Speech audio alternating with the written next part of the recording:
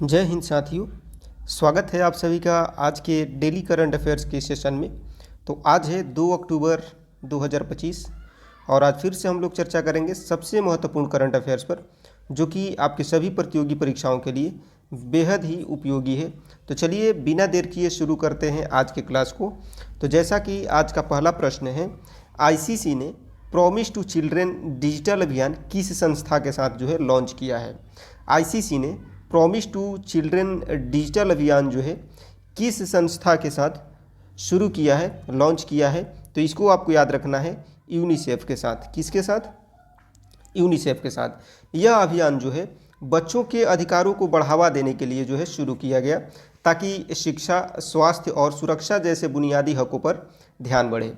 पूरा अभियान आईसीसी महिला क्रिकेट विश्व कप 2025 के दौरान डिजिटल और ऑन ग्राउंड एक्टिवेशन के साथ चल रहा है।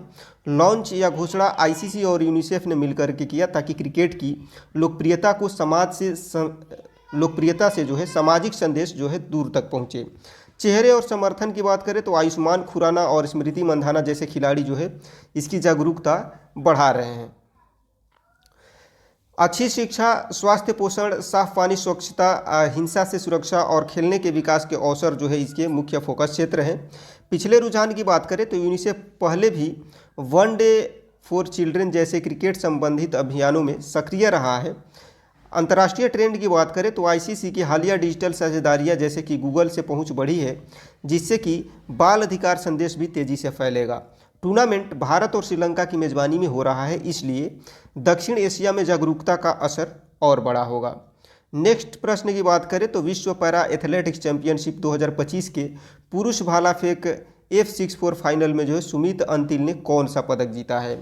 विश्व पैरा एथलेटिक्स चैंपियनशिप 2025 के पुरुष भाला फेंक F64 फाइनल में सुमित अंतिल ने कौन सा पदक जीता है। तो इसको जो है आपको याद रखना है, स्वर्ण पदक जीता है इन्होंने। कौन सा पदक जीता है?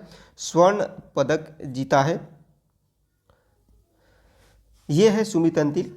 यह पदक जो है विश्व पैरा एथलेटिक्स चैंपियनशिप 2025 के पुरुष F64 भाला फेंक फाइनल में मिला, जहां सुमित ने 71.37 मीटर फेंक करके चैंपियनशिप रिकॉर्ड बनाया। यह जो है उनका लगातार तीसरा विश्व पैरा एथलेटिक्स चैंपियनशिप गोल्ड है, जिससे वे टूर्नामेंट इतिहास के सबसे सफल भारतीय बने हैं। 71.37 मीटर का सर्वश्रेष्ठ थ्रो 5वें प्रयास में आया, जिससे कि फाइनल में बढ़त पक्की हुई। यह दूरी उनके ही विश्व रिकॉर्ड 73.29 मीटर के करीब 2 मीटर कम रही, जो 2023 एशियाई पैरा खेलों में बना था। रिपोर्ट जो है भारतीय मीडिया और खेल पोर्टल्स ने प्रकाशित किया, जिनमें कि एनबीटी, अमर उजाला और टीवी9 प्रमुख है। अंतर्राष्ट्रीय प्रसंग की बात करें तो इस 3 अन्य इवेंट से भारत की मेडल टैली ऊपर गई, जबकि समग्र तालिका में ब्राज़ील, पोलैंड, चीन आगे रहे। आगे का लक्ष्य जो है सुमित 75 से 80 मीटर तक पहुंचने का लक्ष्य बता चुके हैं। तो इन सभी बातों को आपको ध्यान में रखना है। अगले प्रश्न की बात करते हैं तो भारत ने पहली क्रॉस बॉर्डर रेल संपर्क परियोजना जो है किस देश के साथ में मंजूर की है। भारत ने पहली क्रॉस बॉर्डर रेल संपर्क परियोजना जो है किस देश के साथ में मंजूर की है। तो इसको याद रखिएगा, भूटान के साथ में। किसके साथ में? भूटान के साथ में। यह जो है भारत भूटान के बीच पहली क्रॉस बॉर्डर रेल कनेक्टिविटी है, जिससे दोनों देशों में सीधे ट्रेन चल सकेंगी। 2 प्रोजेक्ट मंजूर हुए, कोकराझार जो कि असम और गुलेफू जो कि भूटान, लगभग 69 किलोमीटर, और बनरहाट पश्चिम बंगाल से समत्से भूटान में लगभग 20 किलोमीटर की ये दूरी है।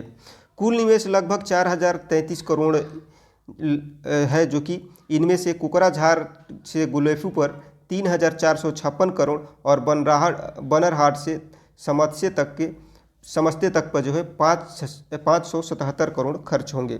आधिकारिक घोषणा रेल मंत्री अश्विनी वैष्णव और विदेश सचिव विक्रम मिसरी ने संयुक्त प्रेस ब्रीफिंग में किया।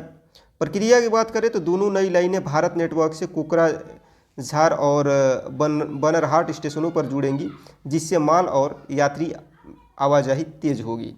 भूटान में पहले कोई रेलवे नहीं था, इसलिए यह परियोजना वहाँ की पहली रेल कड़ी बनेगी।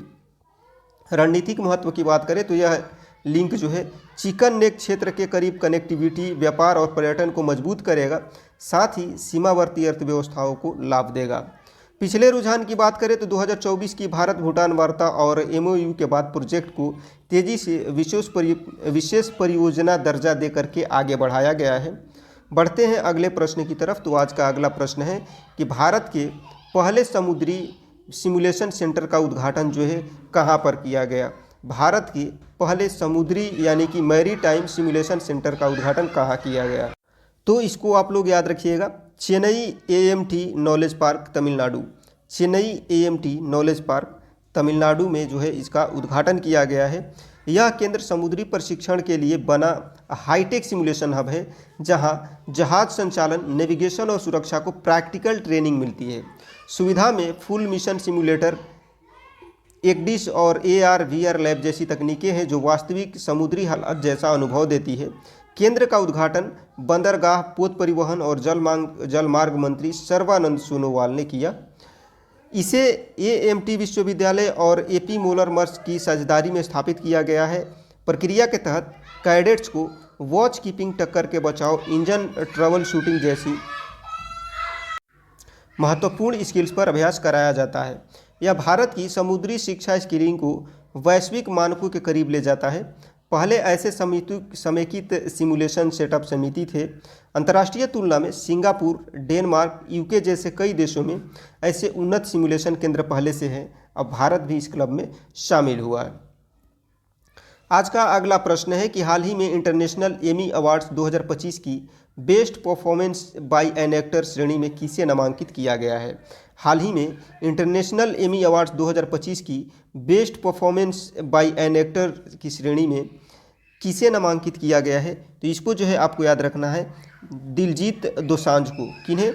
दिलजीत दोसांझ को जो है नामांकित किया गया है। इसके लिए देखिए, best performance by an actor international Amy की प्रमुख परफॉर्मेंस कैटेगरी है, जिसमें गैर अमेरिकी टीवी कंटेंट के अभिनेता नामांकित होते हैं। प्रक्रिया के तहत इंटरनेशनल एकेडमी नामांकन घोषित करती है और विजेताओं की घोषणा नवंबर में न्यूयॉर्क में होती है।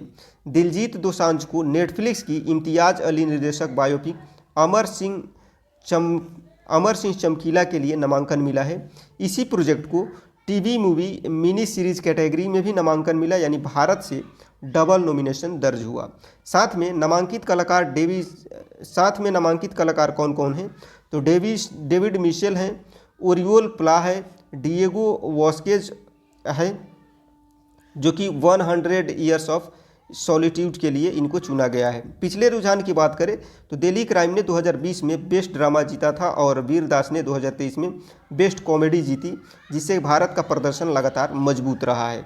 इस बार 26 देशों से लगभग 64 नामांकित शामिल है, जो वैश्विक विविधता और प्रतिस्पर्धा को दिखाता है।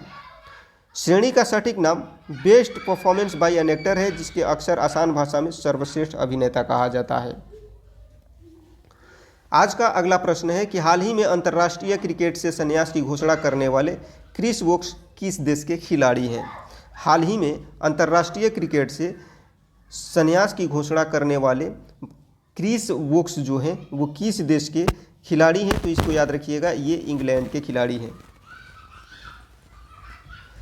क्रिस वोक्स जो है एक तेज़ गेंदबाज ऑलराउंडर है जो इंग्लैंड के लिए खेले। संन्यास जो है आमतौर पर खिलाड़ी के आधिकारिक बयान, सोशल मीडिया पोस्ट या बोर्ड की पुष्टि से घोषित होता है। ऐसी खबरें खेल मीडिया, क्रिकेट बोर्ड अपडेट्स और भरोसेमंद स्पोर्ट्स पोर्टल से प्रकाशित होती है। पिछले रुझान में कई वरिष्ठ इंग्लिश खिलाड़ी चोट या चयन योजनाओं में बदलाव के बाद अंतर्राष्ट्रीय संन्यास लेते दिखे हैं। वोक्स ने इंग्लैंड के लिए बहुमूल्य योगदान दिया, सफ़ेद गेंद और टेस्ट दोनों में अहम भूमिकाएं निभाई। अंतर्राष्ट्रीय तुलना में अन्य देशों के दिग्गज भी करियर के उत्तरार्ध में घरेलू या फ्रेंचाइजी क्रिकेट पर ध्यान देने के लिए ऐसा फैसला लेते हैं। संन्यास के बाद खिलाड़ी अक्सर काउंटी या फ्रेंचाइजी लीग में खेल जारी रखते हैं और मेंटोरिंग या कोचिंग में भी जाते हैं। टीम संरचना पर असर की बात करें तो ऐसे संन्यासों से नए खिलाड़ियों को मौके मिलते हैं और टीम संक्रमण चरण से जो है गुजरती है, तो इस बात को आपको ध्यान रखना है। नेक्स्ट प्रश्न की बात करें तो हाल ही में सीमा सुरक्षा के लिए AI संचालित कमांड कंट्रोल जो है सेंटर किस संस्था ने लॉन्च किया है। हाल ही में सीमा सुरक्षा के लिए AI संचालित कमांड और कंट्रोल सेंटर किस संस्था ने लॉन्च किया है? तो इसको जो है आपको याद रखना है, सीमा सुरक्षा बल जिसे कि बीएसएफ बोलते हैं, इसने लॉन्च किया है। बीएसएफ ने एआई और जीआईएस आधारित decision support system DSS launch किया, जो कमांडरों को रियल टाइम इनसाइट्स और प्रेडिक्टिव एनालिटिक्स देकर बेहतर निर्णय में मदद करता है। यह कमांड जो है सेंटर सेंसर फीड यानी कि जीआईएस डाटा घटनाओं को डेटाबेस और लेगेसी सिस्टम को जोड़ करके एक कंप्लीट ऑपरेटिंग पिक्चर बनाता है। उद्घाटन जो है बीएसएफ के महानिदेशक दलजीत सिंह चौधरी ने मुख्यालय में किया। फोकस पाकिस्तान और बांग्लादेश की सीमाओं की निगरानी मजबूत करना है। प्रक्रिया की बात करें तो कस्टम डैशबोर्ड, रोल आधारित एक्सेस और एआई या ईमेल से संभावित घुसपैठ, रूट व स्मगलिंग हॉटस्पॉट की पूर्वानुमान क्षमता मिलती है। आधिकारिक जानकारी जो है बीएसएफ के बयान और राष्ट्रीय मीडिया रिपोर्ट्स के जरिए साझा की गई। अगले चरण में ईबीएस, अन्य कमांड सेंटर्स, ओसिंट यानी कि OSINT, IMD, मौसम डेटा और बिग डेटा के साथ एकीकरण की योजना है। पिछले रुझान की बात करें तो भारत स्मार्ट बॉर्डर की दिशा में टेक्नोलॉजी अपनाता रहा है। एआई सक्षम डीएसएस उसी कड़ी को और आगे बढ़ाता है। आज के अगले प्रश्न की बात करें तो आज का अगला और आखिरी प्रश्न है कि हाल ही में दिल्ली के नए मुख्य सचिव के रूप में किसे नियुक्त किया गया है? हाल ही में दिल्ली के नए मुख्य सचिव के रूप में जो है किन्हें नियुक्त किया गया है? तो इनको आपको याद रखना है, ये है राजीव वर्मा। कौन? राजीव वर्मा है। केंद्र के गृह मंत्रालय के आदेश से 1992 बैच के AGMUT कैडर के IAS राजीव वर्मा को 1 अक्टूबर 2025 से दिल्ली का मुख्य सचिव नियुक्त किया गया। वे मौजूदा मुख्य सचिव धर्मेंद्र का स्थान लेंगे, जो 30 सितंबर को सेवानिवृत्त हुए। मुख्य सचिव दिल्ली सरकार के प्रशासन का प्रमुख होता है और विभागों के साथ समन्वय का नेतृत्व करता है। पृष्ठभूमि की बात करें तो राजीव वर्मा पहले चंडीगढ़ और पुडुचेरी के मुख्य सचिव रहे हैं तथा 2018-22 में दिल्ली में वित्त व राजस्व सचिव भी रहे हैं। गृह मंत्रालय ने चंडीगढ़ से दिल्ली स्थानांतरण करके पदस्थापना का औपचारिक आदेश जारी किया। यह नियुक्ति इंडिया टुडे, इंडियन एक्सप्रेस, जागरण व न्यूज़ 18 सहित प्रमुख मीडिया ने प्रकाशित किया।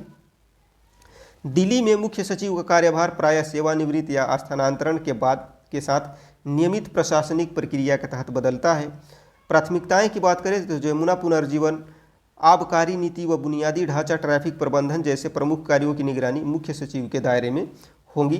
तो इन सभी बातों को आप ध्यान में रखिएगा। ये है राजीव वर्मा। तो उम्मीद करता हूँ कि आज के सभी प्रश्न जो है आपको बहुत अच्छे तरीके से याद हो गए होंगे और सारी चीज़ें जो भी आर्टिकल मैंने आपको समझाया वो सारी बातें आप बेहतर तरीके से समझ में आ गई होगी आपको। तो क्लास आपको कैसा लगा कमेंट सेक्शन में मेंशन करना ना भूलें। अच्छा लगा हो तो लाइक करिएगा, हेल्पफुल लगा हो तो दोस्तों को शेयर करें। और यदि आप चैनल पर नए हैं, आपको लगता है कि आपकी प्रतियोगी परीक्षा की तैयारी को और बेहतर बनाया जा सकता है हमारी टीम के द्वारा, तो चैनल को सब्सक्राइब करना ना भूलें। मिलते हैं आपसे नेक्स्ट क्लास में, तब तक के लिए सबको जय हिंद।